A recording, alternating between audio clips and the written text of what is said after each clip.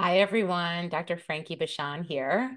And I'm so happy to be here with you all on this holiday week. July 4th is tomorrow. And I hope that you all have something fun to do.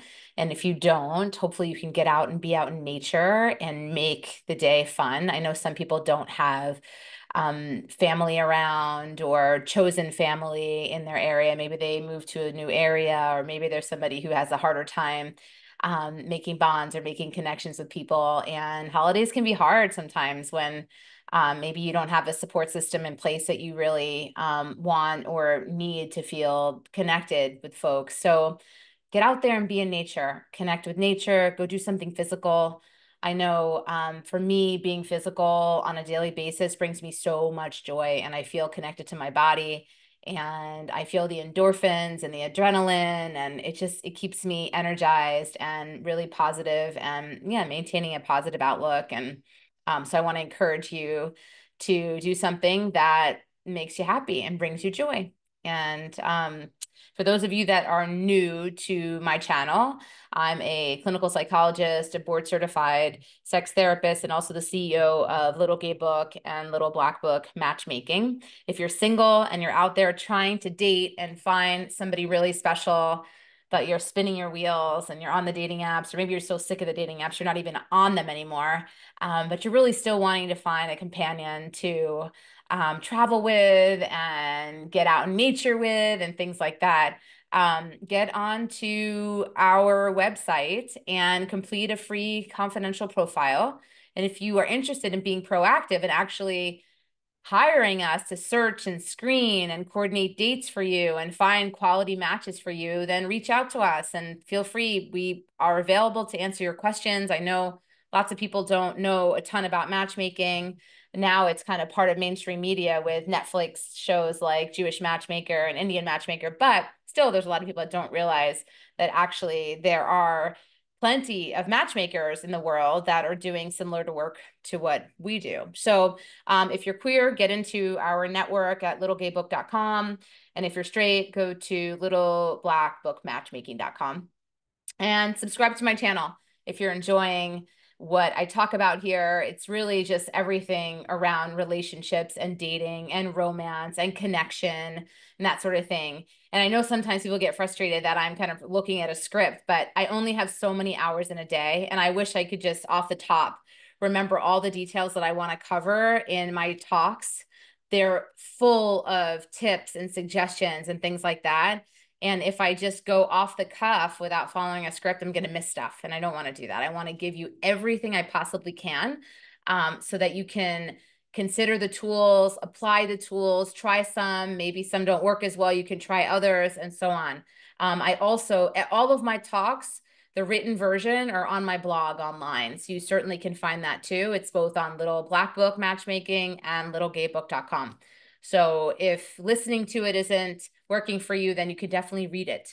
Or you can subscribe to our newsletter and you can get it once a week. My talk gets shared via email. So have any questions, post below, subscribe to all notifications by clicking the little bell below.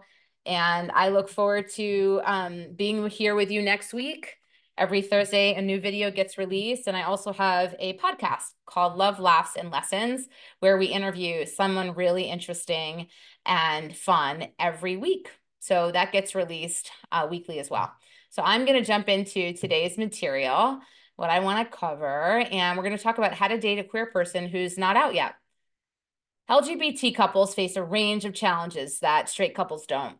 And one of them is the fact that being in the relationship at all involves a vulnerable and sometimes materially risky project of personal reckoning first. There are plenty of reasons why we may meet someone we're crazy about before we've gone through the tricky social and logistical processes of coming out in all areas of our lives. But having a relationship with one foot in the closet can be hard on all parties involved. It's difficult to feel like a secret in any part of your partner's life, and it makes the logistics of sharing a life really tricky. Here's what I recommend if you're dating someone who's not all the way out. Check in with how you feel about visibility. Discussions of coming out and what it signifies can bring up strong emotions for everyone involved. It may push buttons related to your coming out or what it felt like the years prior when you were in the closet. It may bring up feelings of resentment. I did the hard thing and came out. Why can't they? The prospect of a partner who's not out may also bring up feelings around significance or the relationship's future. You may feel that if you were really important to this person, they would come out for your sake. It may feel like they've already decided this relationship can't really go anywhere. These feelings are all understandable and fair to have, regardless of whether you choose to share them with your partner and act on them. Before you start a conversation with your partner on this topic, or before resentment bubbles up and a fight about it breaks out, it's worth thinking about what your emotional buttons are around the topic. What are the stakes to you? What are your fears and hopes related to this topic? Understanding your own perspective and being able to articulate it clearly will be enormously helpful in navigating this issue as a couple. Listen to your partner's perspective with curiosity and compassion. There are a lot of reasons someone might not be out despite being in a queer relationship.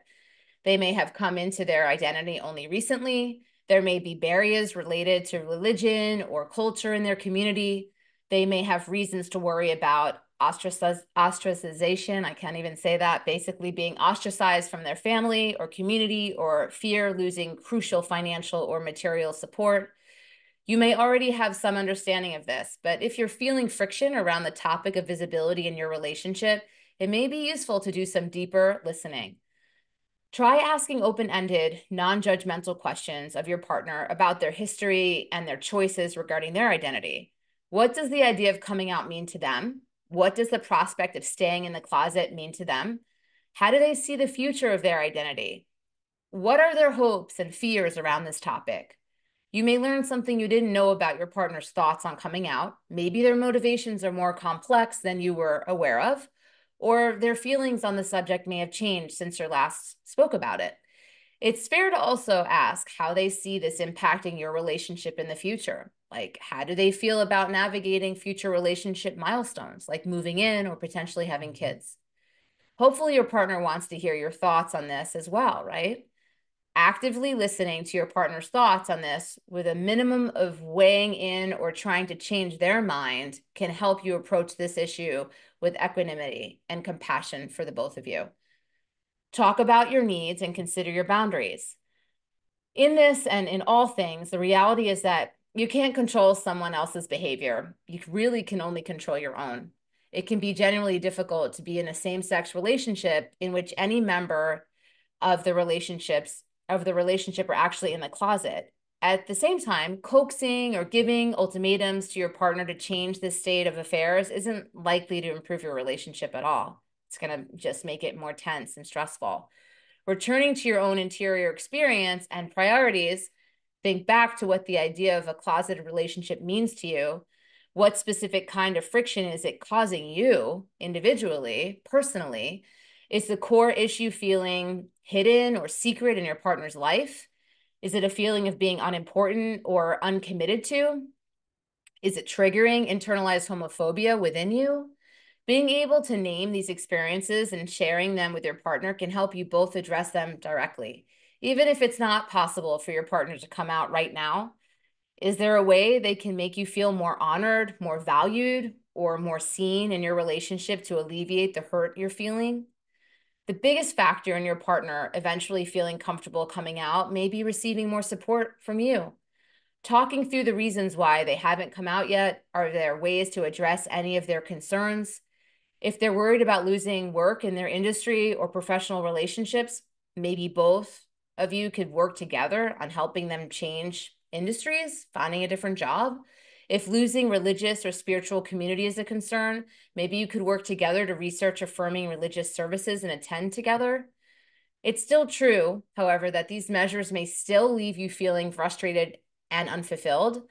While you can't force your partner to come out, you can make choices about how you want to show up in this relationship and if you want to be in it at all, actually. If it makes you uncomfortable or feels bad to meet friends and family without them knowing who you really are to each other, you can decline. You can set boundaries about what relationship milestones you're willing to share. Maybe you're okay with casually dating someone who isn't out. but aren't really willing to move in with someone for a serious relationship if they're still in the closet. Ultimately, your partner's journey with their identity is their own journey, and you're empowered to make your own choices about it to prioritize your own well-being. So I hope y'all found this helpful, and I hope you have a great July 4th, and I will see you all next Thursday. Kisses, hugs, see you then. Take care.